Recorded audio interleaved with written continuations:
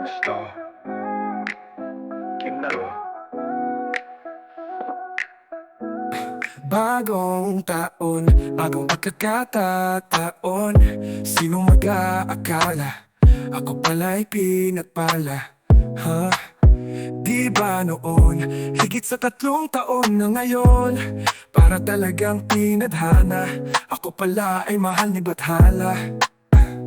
Aakalain mo parang nasa teledrama ang ating istorya. Kahit malayo tayo sa isa't isa ay tuloy pa rin ang tiwala na balang araw ay mayayakap din at mahaplos ang iyong mukha. Lahat na nga ay itataya pati ba mato at panaba. Kaya sabik sa yakap mo, galing pa ako sa malayo. Tara gawin ang gusto. Sabik sa yakap mo, galing pa ako sa malayo. Tara gawin ang gusto. Kaya nga ngayon, madalas man na napipikon. Lagi kong inaalala mga pangako nung nagsimula. Di mabaon sa limot at tagal ng panahon ang iyong halaga sa unang araw na sinabi kong mahal kita.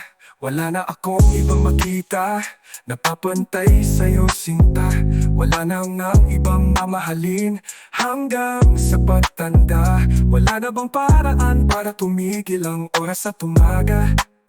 Ay sumapit na sa buong gabing nag-ipon ng alaala. Sabik sa yakap mo, galing pa ako sa malayo. Tara gawin ang gusto. Sabik sa yakap mo, galing pa ako sa malayo. Tara gawin ang gusto. Nasaan ka man naroon, wala mang komunikasyon. Ang puso ko ay iyong iyo. Mahal kita sa lahat ng segundo. Kulang ang isang siglo para ikaw ay lubos makita. Magunaw man ang mundo, maalala ng mga tala. Sabik sa yakap mo, galing pa ako sa malayo. Tara gawin ang gusto. Sabik sa yakap mo, galing pa ako sa malayo. Tara gawin ang gusto. Nasaan ka man naroon, wala mang komunikasyon. Ang puso ko ay iyong iyo. Mahal kita sa lahat ng segundo. Kulang ang isang siglo para ikaw ay lubos makita. Magunaw man ang mundo, maalala ng mga tala.